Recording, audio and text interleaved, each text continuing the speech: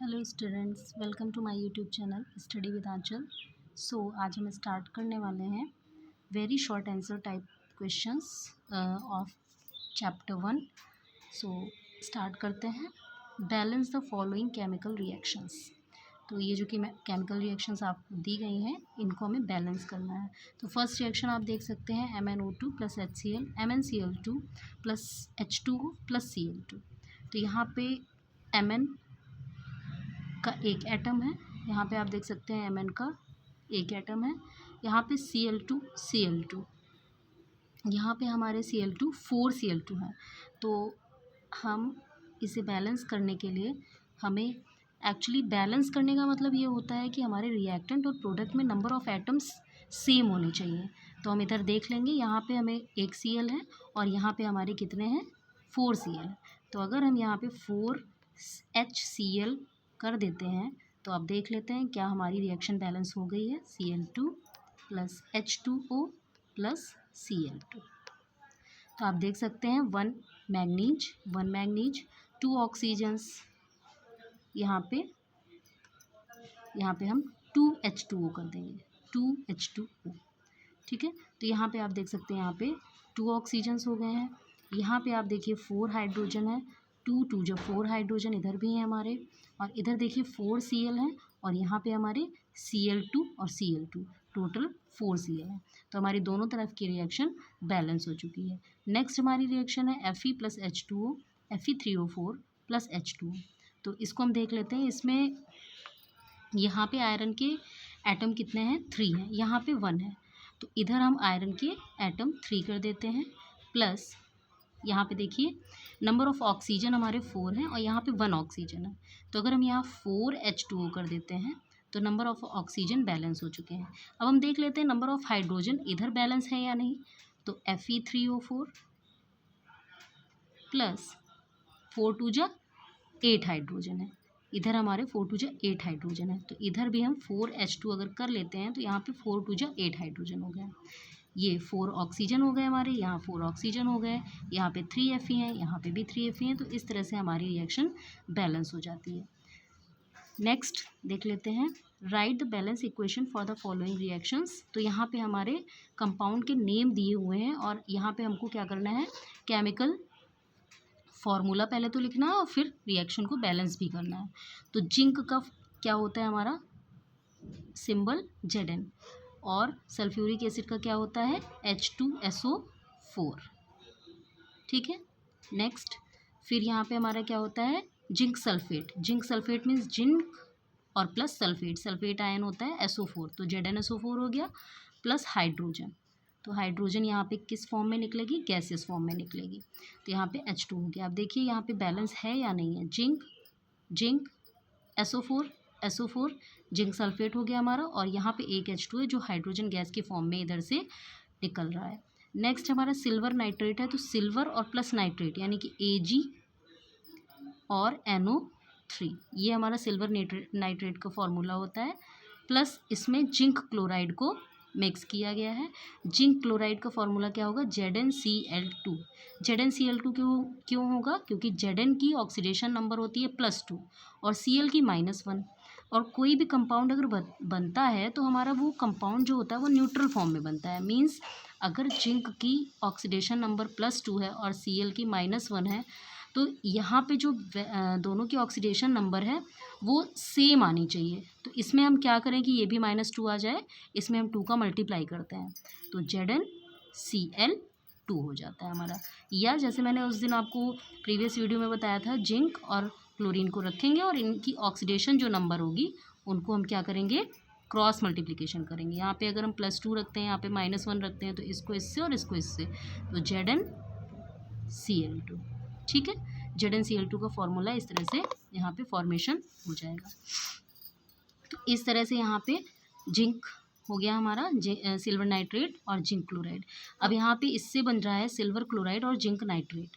तो silver chloride का formula क्या हो सकता है, AgCl हो सकता है, क्योंकि Ag पे 1+ होता है और Cl पे 1- होता है। तो यहाँ पे हो जाएगा AgCl।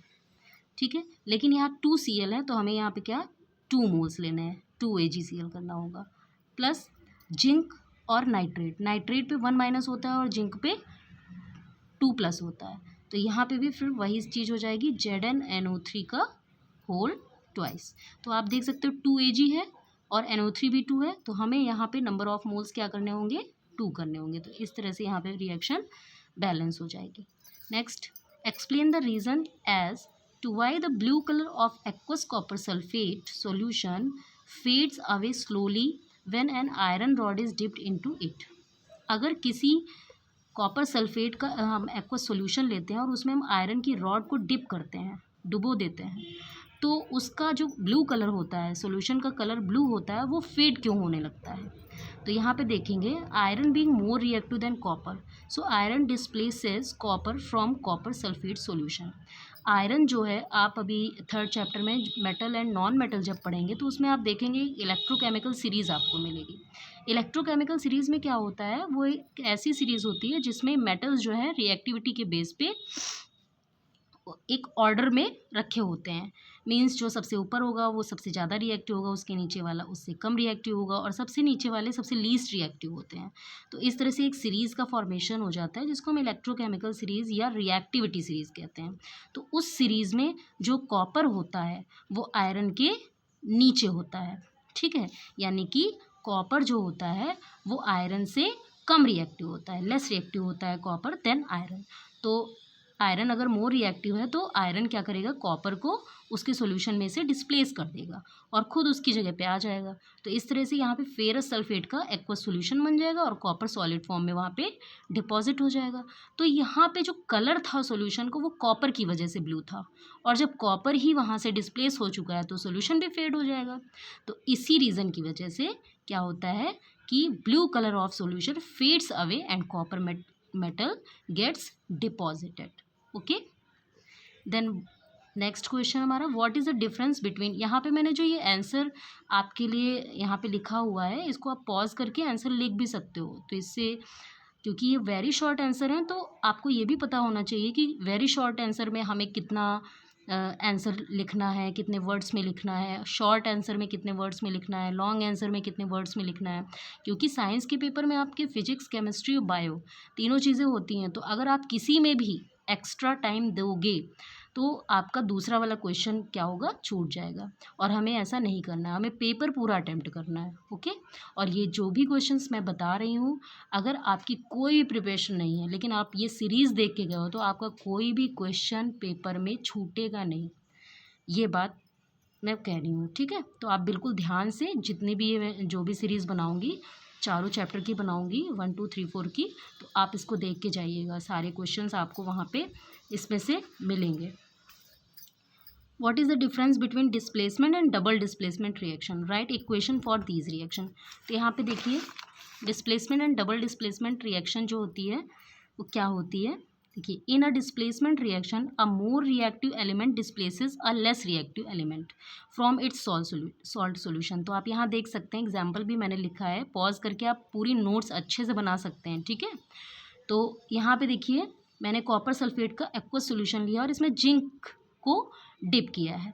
तो जैसे कि पीछे अभी मैंने पीछे वाले क्वेश्चन में आपको बताया था, आयरन कॉपर से ज़्यादा रिएक्टिव था, उसी तरह यहाँ पे जिंक भी कॉपर से ज़्यादा रिएक्टिव। तो जिंक क्या करता है, कॉपर के सोल्यूशन से कॉपर को डिस्प्लेस करके जिंक सल्फेट बना लेता है, और यहाँ पे कॉपर हमारा क्या हो जाता है, सॉलिड फॉर्म में डिपॉजिट हो जाता है।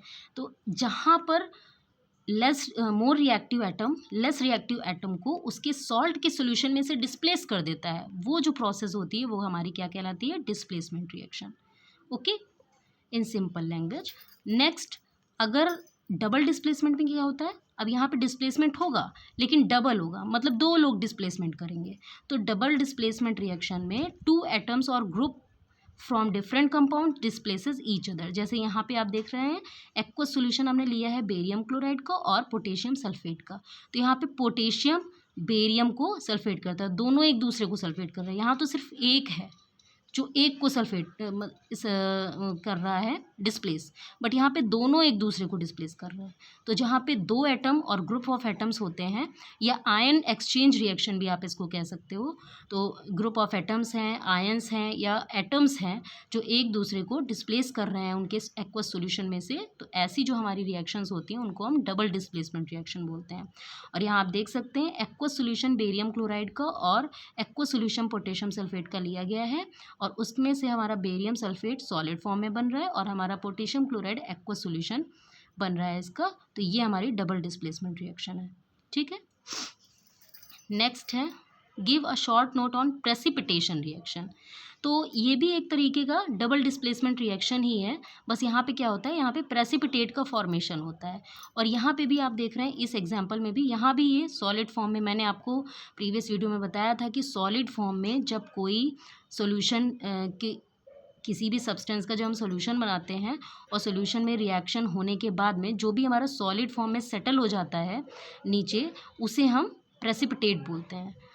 ठीक है, तो यहाँ पे प्रेसिपिटेशन रिएक्शन में भी यही होगा। The reaction in which two different ions और group of atoms in the reactant molecule are displaced by each other results in the formation of precipitate is called precipitation reaction. तो precipitation reaction को double displacement reaction भी हम कह सकते हैं। और यहाँ भी हम वही एग्जाम्पल ले लेंगे, सोडियम सल्फेट बेरियम क्लोराइड को जब रिएक्ट कराते हैं तो यहाँ पे बेरियम सल्फेट का प्रेसिपिटेट बनेगा और यहाँ पे सोडियम क्लोराइड एक्वस फॉर्म में हमें मिल जाएगा। और ये देखिए, ये प्रेसिपिटेशन के लिए हम करते हैं इसको, ये एरो जो हमारा होता है, क्योंकि आप जानते हैं प्रेसिपिटेट कहाँ सेटल होता है, नीचे की तरफ कंटेनर में, तो इसीलिए प्रेसिपिटेट के लिए ये हम लगाते हैं। ठीक है, ये साइन होता है प्रेसिपिटेट का। तो ये हमारी प्रेसिपिटेशन रिएक्शन हो गई। तो इसी तरह से जितने भी इंपॉर्टेंट क्वेश्चंस हैं वो आपको सॉल्व करवाए जाएंगे। और इसके बाद नेक्स्ट वीडियो में हम क्या क्या देखने वाले हैं, रिडक्शन से रिलेटेड, ऑक्सीडेशन से रिलेटेड, रेडॉक्स रिएक्शन से, और रिड्यूसिंग और ऑक्सीडाइजिंग एजेंट से रिलेटेड सारे क्वेश्चंस हम, सारे वेरी शॉर्ट क्वेश्चन हम करने वाले हैं। और अभी सारे वेरी शॉर्ट क्वेश्चन इसमें हुए नहीं हैं। ठीक है, अभी कुछ हमारे बचे हैं इन टॉपिक्स के, तो ये हम नेक्स्ट वीडियो में कवर करेंगे। तो चलिए आप लोग इसको देखिए और पॉज करके आप इसकी नोट्स भी प्रिपेयर कर सकते हैं। Okay, thank you.